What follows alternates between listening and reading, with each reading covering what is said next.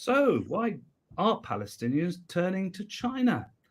Welcome to this. This is our 75th edition of Palestine Deep Dive. And to answer that question and many others today, I'm joined by our very old friend, Ian Williams, who is president of the Foreign Correspondents Association in New York. He's a columnist on the Washington Report on Middle East Affairs. He's an academic, he's an author, and famously, of course, has more columns than the Parthenon. Ian, welcome. He joins us from New York.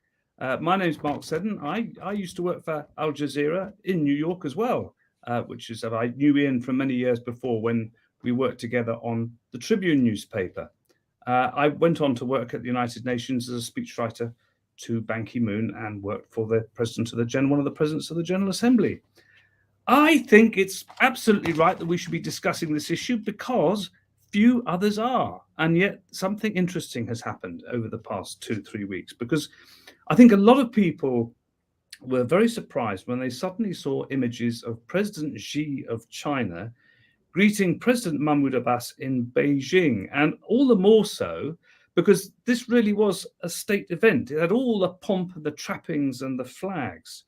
In a way, you could see more of the Palestinian flag than you can see in Israel itself, because of course it's banned. But all of this contrasted with the appearance a week or so later by Secretary of State Blinken when he met President Xi, and there wasn't a flag in sight. We have, I think, a short clip that we can show before we come to Ian on this. Omar, have you got the clip that we can see? 阿巴斯总统先生再次访华，你是今年中方接待的首位阿拉伯国家元首，也充分体现了中巴关系的高水平。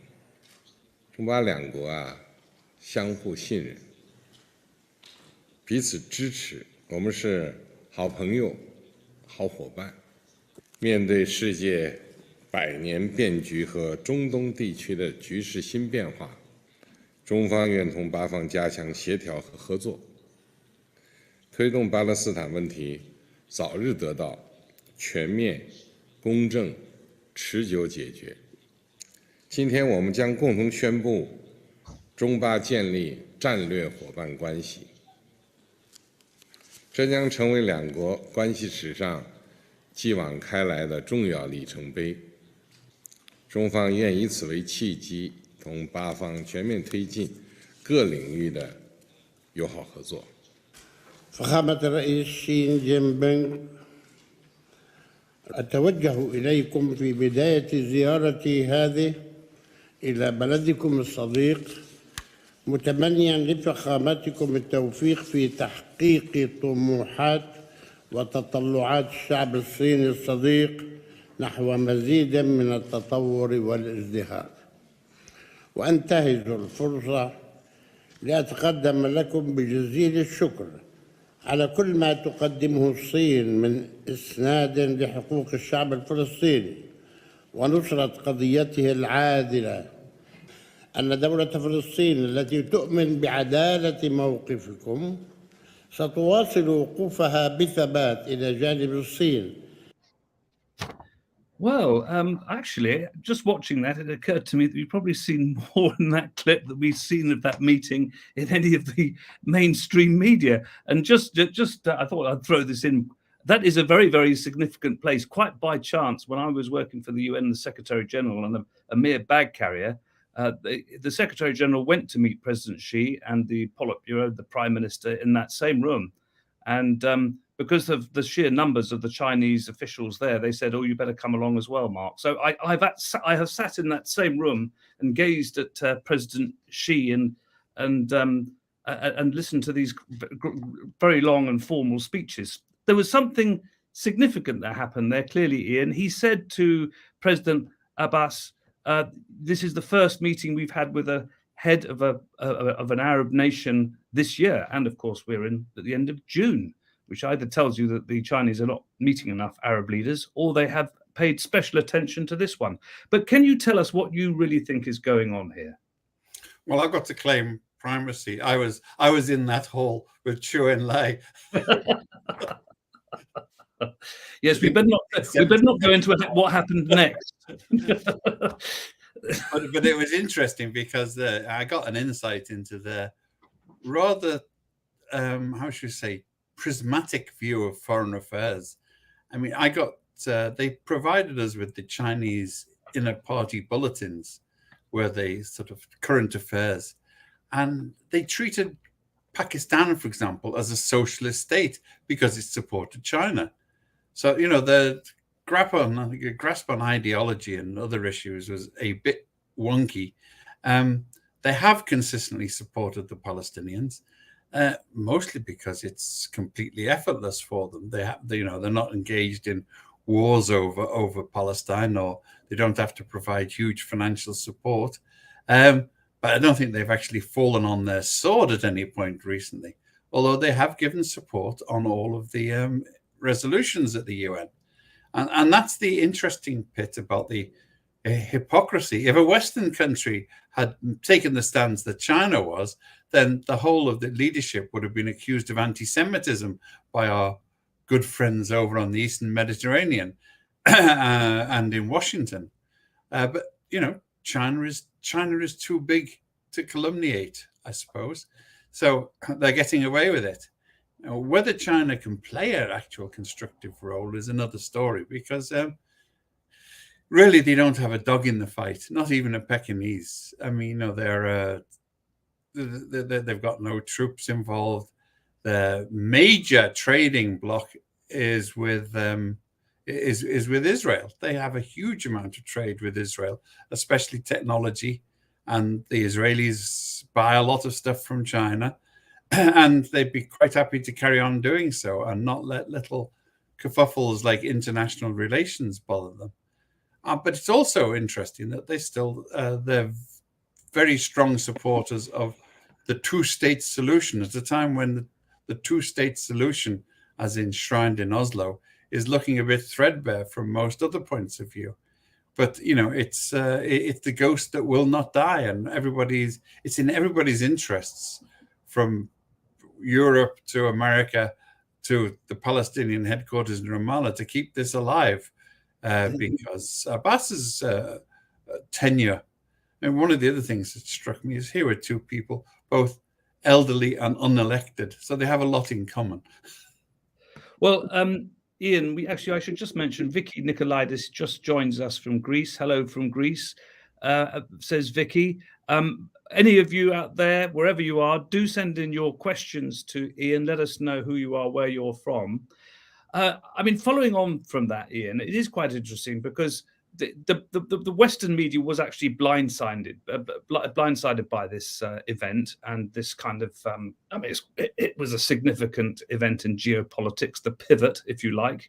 But some of us weren't, and the reason being is because behind the scenes for quite some time, Palestinians have been testing out on friends across Europe and America this idea that really, frankly, the Americans have no interest whatsoever really in coming to their aid, never mind being an honest broker. The days of the shuttle diplomacy of Henry Kissinger et al. Long over. So really, should there be any surprise that the Palestinians are looking to China to take up and hoping, presumably, that China could perhaps be the honest brokers to start discussions? Just in passing, I noticed yesterday that the Israeli government now wants to go and meet President Xi. Well, this idea of an honest broker, the Palestinians don't want an honest broker. They want an honest friend. They want someone who will say, we are going to stop paying for your weapons if you keep beating up on Palestinians.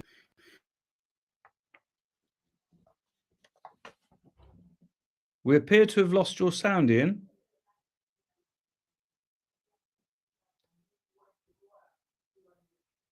Your sound, I think your sound is switched off. But anyway, whilst Ian's sorting his sound out, Sandra in Maryport asks, why is China supporting Palestine to have full membership of the UN, unlike the US? Ian, we still can't hear you. Your microphone seems to be switched off. But in the meantime, send your comments in. Do follow us, subscribe to Palestine Deep Dive on YouTube. No, we have no sound from Ian. Yes. I think we have you back now. Okay. The issue is, I can't remember where I was cut off by electronic. The question is, why can you really blame the Palestinians for turning to China? And you were talking about whether they needed an honest broker or whether they needed an honest friend. Well, they don't need an honest broker. An honest broker would come in and tell the Israelis, get the hell out of the occupied territories. Stop dropping bombs on Gaza. That's what they need. Anybody else is just providing cover. I mean, the US has been exporting fig leaves to Israel ever since the Oslo Accords to cover up their complete lack of interest in a solution, which is where we come to the whole idea of, to broker a solution means that there are win-win situations where both sides get what they want. And it's been quite clear from Oslo. I was actually with Edward Said when the Oslo Accords were signed, and he was incandescent with disgust because he could see which way it was going to go. He said that Yasser Arafat had been sold a pup, that the Israelis had no intention whatsoever of implementing their part of the deal. And 40 years later, he's been proven entirely right over and over again. Like the British with the Balfour Declaration, they haven't made a promise they intend to keep. They haven't made a pledge that they've taken any notice of at all. And until somebody forces them to do so, they'll carry on. And as long as the so-called honest brokers in Europe and America keep saying to Israel, we accept your excuses. We know that you truly, deeply, and sincerely don't want to build settlements, that it really breaks your heart every time the settlers run rampage, and that you'll do something about it. And, these blatant untruths are acceptable to all sorts. And the Chinese have been quite unequivocal. For people who have provided diplomatic coverage and practiced the art of diplomacy for many millennia, that they can see right through the taurine excreta and say, nah, you've got to stop doing that. Well, whilst on the subject of the US and its relations with Israel and with Palestine and its previous role and the previous Trump administration and this kind of pivot of the Palestinians away from America, I mean, is it the case that there's been a change, any real changes in policy towards the Palestinians from the Biden administration, apart from the funding of some of the funding of UNRWA, which is, as you know, in crisis? Has there been any change between Trump and Biden? There's been some. I mean, it's a case of emphasis and love. Trump was unapologetic and triumphant about supporting the Israelis. Biden is apologetic and realizes that it's wrong. I mean, but Biden is really very uncomfortable and visibly uncomfortable because he has several different constituencies. There's always been a constituency in the State Department which sees the US and the UN as guarantors of international law. And they know the settlements breach international law. They know recognition of the annexation of the Golan Heights and the West Bank is in total breach of international law. Ditto in Western Sahara, by the way. But, the expediency of their masters means that they will go along. But if you look at the fudge, at the way that at the way this is hedged over, that they've left themselves a lot of mumble room, so that they don't actually completely and explicitly say we recognize the annexation, or this is in any way legitimate. They keep tutting now and again, And of course, this gets the Israelis extremely upset, and the lobby jumps on them like a ton of cowpats every time that they do a symbol, any time that they express any hesitation at accepting the Israeli view, they're preemptively dumped on. And this has a cumulative effect. It's like the anti-Semitism. It's part of the diplomatic technique is to storm and bulldoze anybody who looks like they might oppose. And, that'll learn and they won't be doing it again. Anyone who's had the full blast of the lobby on them, look what happened to Jeremy Corbyn. It's the Israel lobby, and I'm just actually whilst you're talking about that, you also mentioned in passing Western Sahara, which for some strange reason made me think of Ambassador John Bolton, a former National Security Advisor, John Bolton, who because you've been actively campaigning on this issue forever, is in a total agreement with you that Morocco should cease its illegal occupation of Western Sahara. So I suppose my question is, given that you speak to him quite a bit and you've had him on, with the Foreign Press Association being quizzed by yourself and other journalists, what do you think that he makes of this warming? This sort of shift of the Palestinians towards Beijing? What do you think his thoughts might be on it? Sulphurous, I'd imagine. There's two of his pet hates colluding and together. I mean, short of the Palestinians recognizing Taiwan, I think I would suspect he finds them irredeemable and that they deserve what they've get. The real politic comes in there. As far as people like him are concerned, the Palestinians have left. They should just accept it and give up and go away. But he doesn't. I mean, this isn't about John Bolton, but why doesn't he extend that same logic to the Western Saharans, for instance?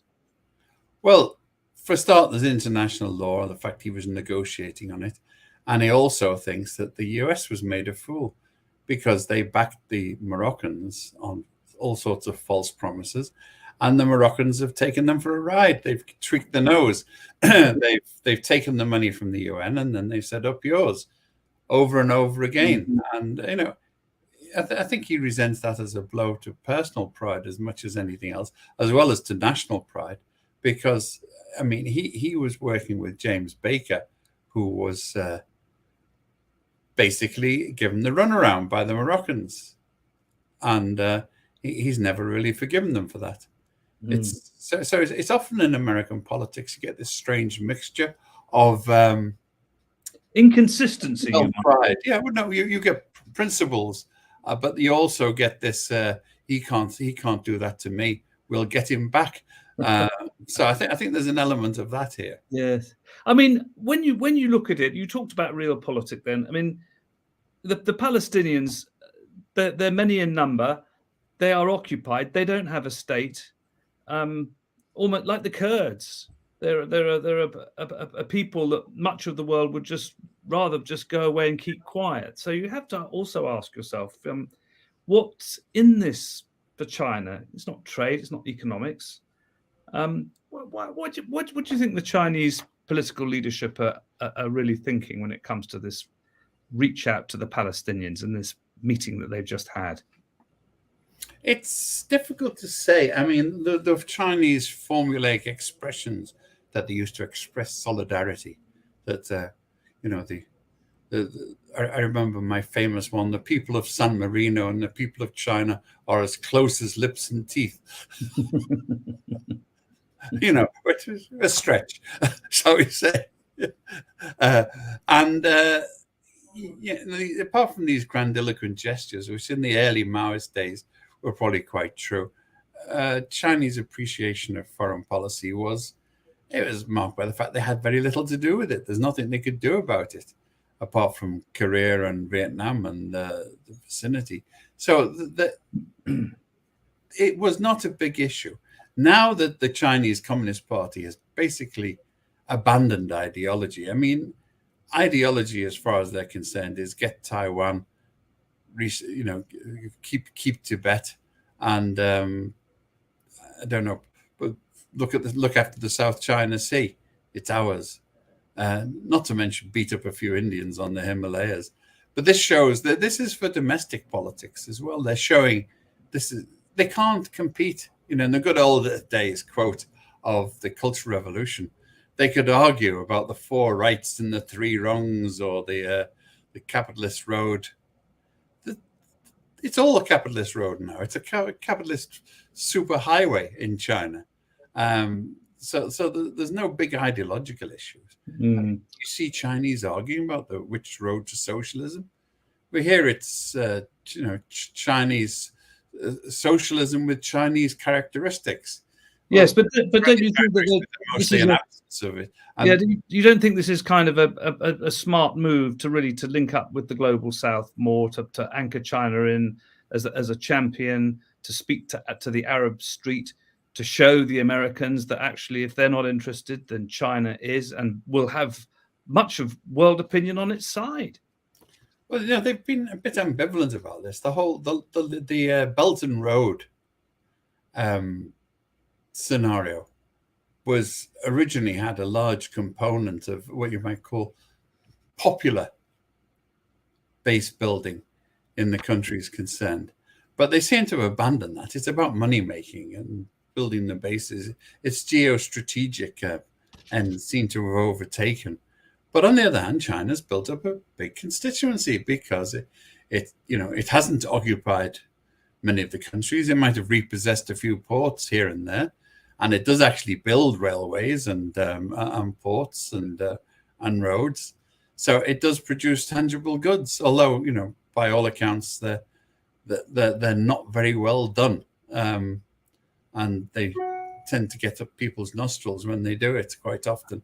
But, in general, it's built a constituency for itself inside the United Nations and others, and in the third world. So having the Palestinians on side certainly helps in the Arab street, certainly helps with the other Arab countries. But then you have to set that against the fact that these people are competing for the constituency with the Uyghurs, for example. I mean, how do you roll in with, how do the Palestinians, and the Pakistanis and most of the Arab world roll in with a regime that has put a whole Muslim population in Central Asia in a concentration camp, pretty much? The treatment of the Uyghurs is despicable. But on the other hand, in this world of doublethink, there's a lot of people just say it's not happening. It's an invention. It's fake news. The Chinese don't do it. The Chinese really love the Muslims, and it just accidentally blew up the 4 minarets on the mosque in Urumqi. Yeah. Well, look, we have had some questions here. William in Ipswich, in East England, asks: Is a possible shift in the global balance of power away from total US hegemony and towards a more multipolar world something Palestinians can be optimistic about? Well, I think so. I mean, I've welcomed the idea that the US gets knocked off its perch over and over again, but I'm never been entirely happy with the people who want to fly onto the perch. You get rid of an eagle off the perch and you end up with a vulture. I mean, yes, Biden and Trump bad, Putin even worse. So it's yes, any weakening of that hegemony gives more wiggle room, because the US has abused its power on behalf of corrupt regimes, including Israel, over and over. So yes, it's good that be challenged. But on the other hand, if you're challenging it on behalf of regimes that are equally bad, equally anti-democratic, in the best sense of the word, I don't mean democratic simply as as a sort of surrogate for pro-Western. I mean, like not arresting people, not putting people in concentration camps. So it's good that there's some shift in the hegemony. But on the other hand, the BRICS, and I've supported the attempt to de-dollarize in many ways, but can an alliance survive whose major raison d'etre is that they all oppose democracy and don't want any attempts to coerce them into it? Oh, well, that's not quite fair, is it? I mean, India is a democracy. It may have rather an authoritarian leader. Brazil is a democracy. You can't be allowed to get away with that, Ian. Brazil is Brazil returned to the fold. I mean, under Bolsonaro, Bolsonaro was elected and he was beaten in office. Anyway, Mary in London asks, does the Chinese commitment to supporting the now defunct two-state solution and continued negotiations between these two unequal partners undermine any hopes that this could signal a real change for the situation on the ground? Shouldn't people who want to see freedom for Palestinians, rather than unending so-called negotiations, it's quite a long question, this, which only allows Israel to continue its practice of colonizing Palestinian land and expelling Palestinians? Time is running out. So is it basically this support of China to the defunct two-state solution, doesn't that really get in the way of what is really needed? And shouldn't they really be saying there needs to be a one-state solution? If I can go back to my ancient history books and go back, when I was in China, if you might remember, there was a socialist Arab country, self-proclaimed, South Yemen. And the People's Democratic Republic of South Yemen had gone to the Chinese for advice, and the Chinese foreign ministry people told me, "Oh, we advised them. You shouldn't. Look how many people you've got. You can't really call yourself a country.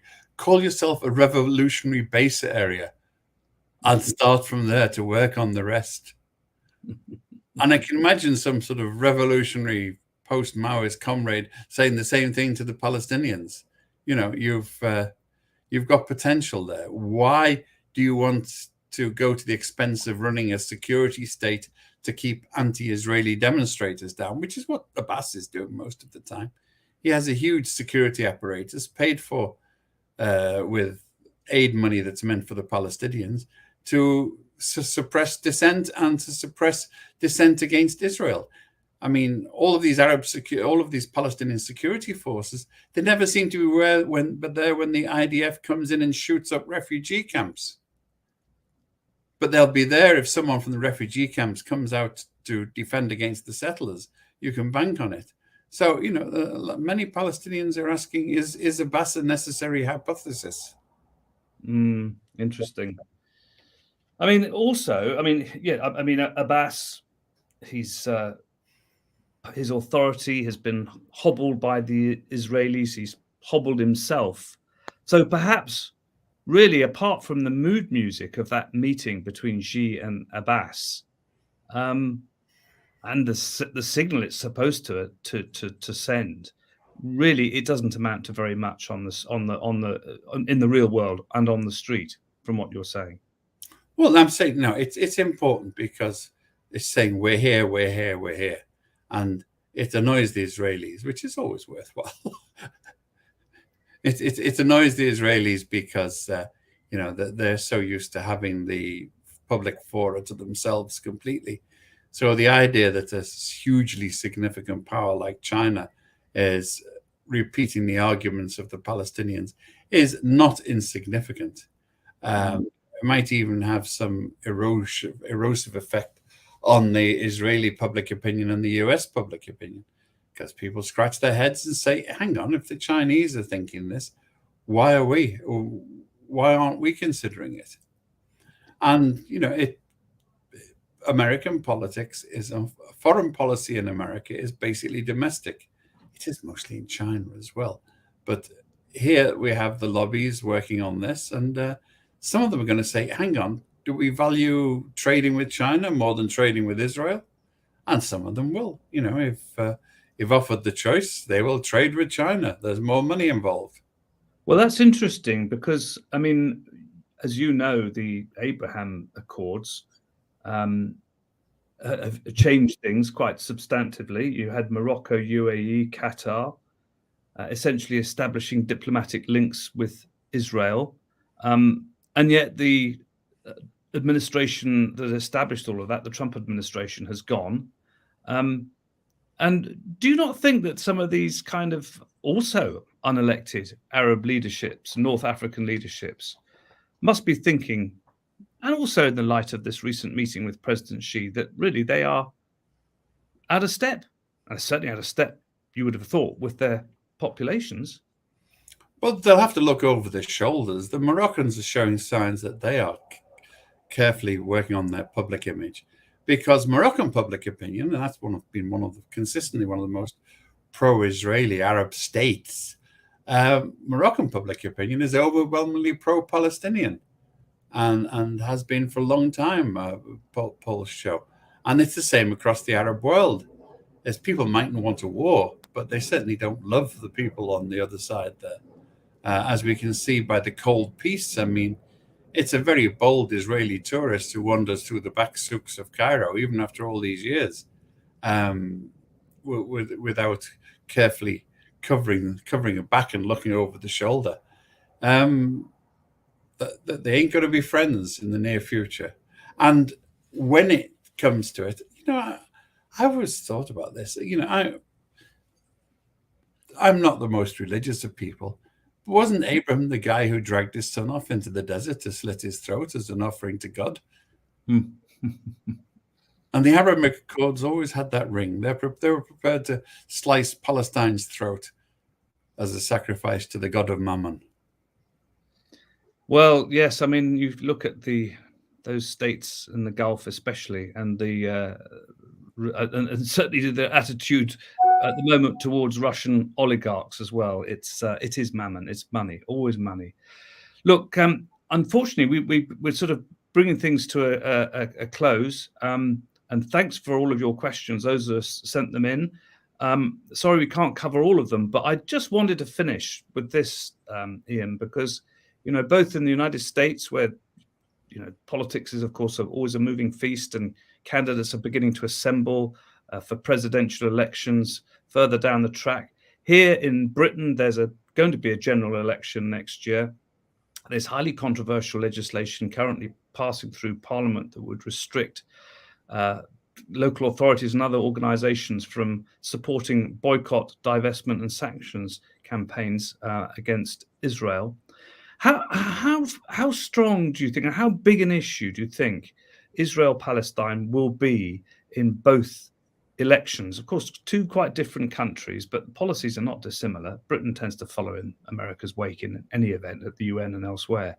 How important do you think the Palestine in particular can be, the rights of the Palestinians, and how can people perhaps help push that up the agenda in both countries? I think, to use George Soros's phrase, there's an element of reflexivity. People aren't looking at the issues themselves. They're looking at how their leaders deal with them. And if the leaders are seen using, essentially repressing people who disagree with them, as is happening with the Labour Party and anyone who disagrees on Palestine and Israeli issues, then it could well have a kickback effect.